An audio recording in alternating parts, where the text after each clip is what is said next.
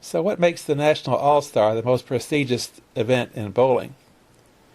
This 1965 article might shed some light. Dick Weber believes bowling's $100,000 National All-Star Tournament is the toughest competitive event in the sports world.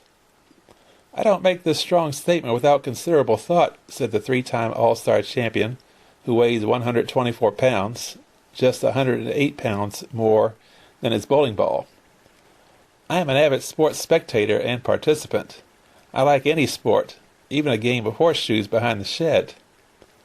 Tennis and golf are similar to bowling in that they have their tours. This is a tough life, living out of a suitcase and rushing from place to place.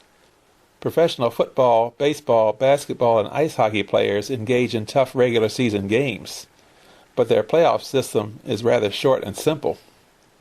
I would venture a guess that baseball's World Series comes closer to the All-Star Bowling Tournament in emotional and physical strain than any other competition.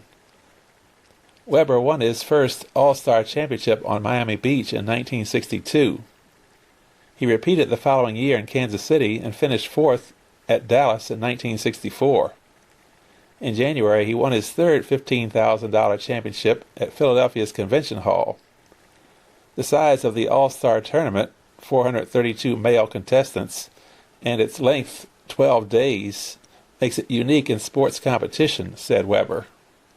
Then, when you finally make the finals after 48 qualifying games, you are thrown into competition where you must beat your immediate rival and also stay ahead of everybody else in the field.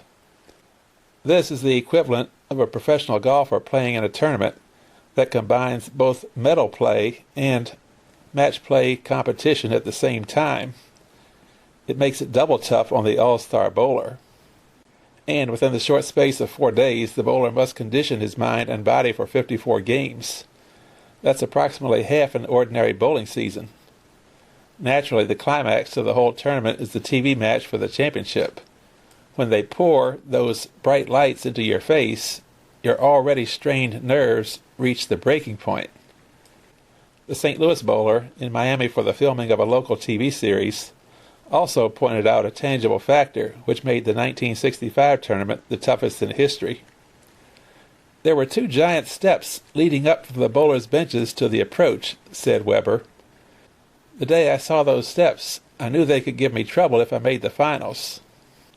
Walking up and down those 2 steps for 107 games can be like climbing the Washington Monument.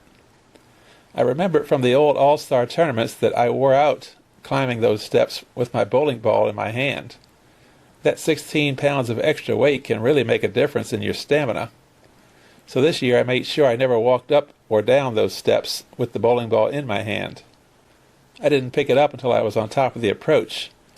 Many of my younger and less experienced rivals, Dick is 35 and has been bowling in all-star events for 15 years, were so eager they never thought about that factor. Weber went between November of 1963 and September of 1964 without winning an individual championship. I will admit that I'm human enough to be worried. I was fretting that maybe I was over the hill. Maybe I didn't still have the winning spirit deep down within me. I watched Don Carter fade, and I worried that the same thing was happening to me. Instead of concentrating on winning tournaments, I became satisfied just to make the final 16. But everything changed when I went to the All-Star this year. I got a new bowling ball and decided to follow a new inside line.